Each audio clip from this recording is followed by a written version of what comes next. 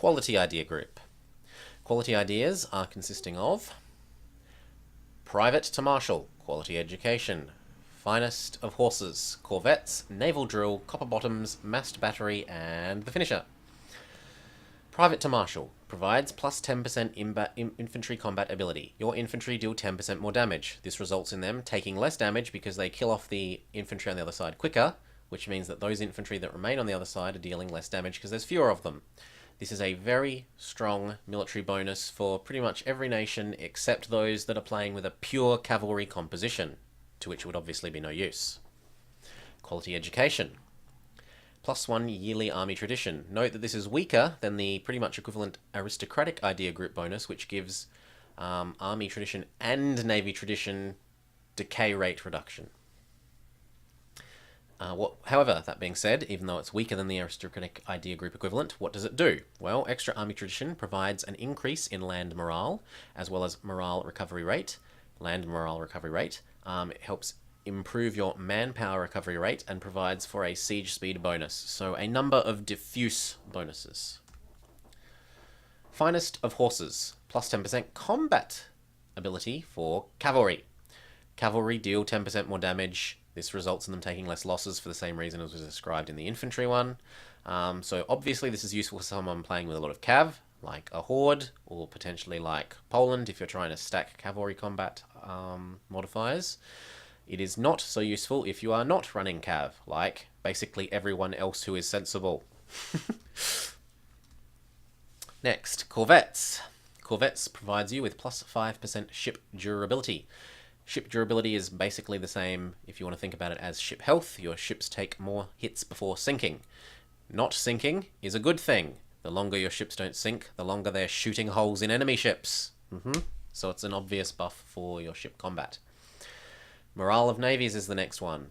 So plus 10% morale of navies. This results in you having a higher base morale, which results in your ships dealing higher naval morale damage, being able to sustain more naval morale damage.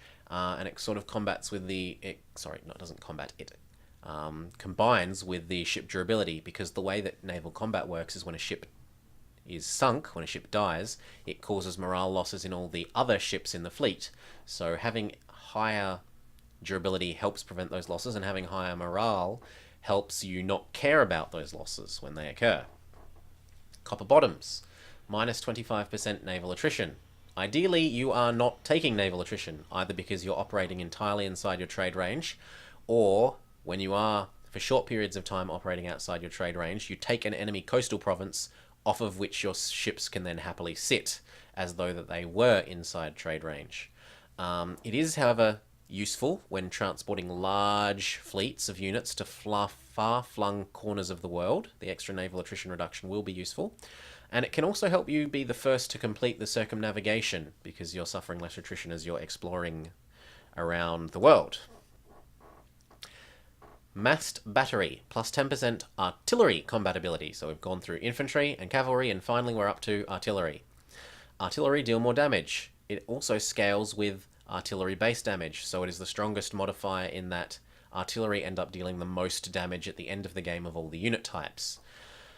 And so this is so this scales with artillery damage, as we just said, it scales with artillery damage, so it isn't so useful early game when artillery basically don't do any damage, but they're more used to help provide defensive pips to the front line.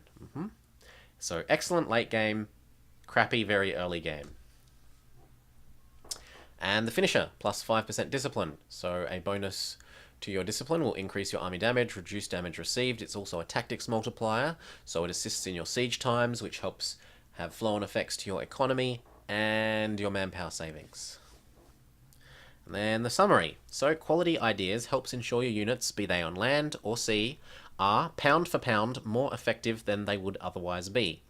This idea group is therefore best used by a nation expecting to engage in both land and naval warfare. If you're only expecting to concentrate on one of these to a very significant extent, then some of the other ideas are going to be a bit of a waste. Late game, the artillery combat ability is one of the strongest combat modifiers in the game, so you should keep that in mind when considering what idea group you want to take versus what time of the game it is.